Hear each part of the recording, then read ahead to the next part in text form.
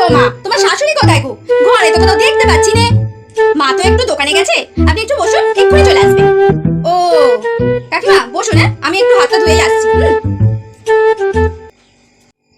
কি রেখে গেল এখানে? ও বাবা, কত বড় সন্দেশ রে।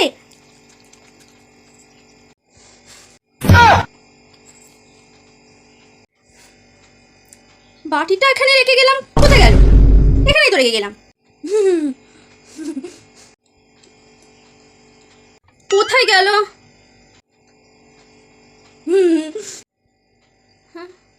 কোথায় যে রাখলাম? এইখানেই তো রেখে গেলাম। হ্যাঁ এখানে রেখে হাতটা ধুতে গেলাম।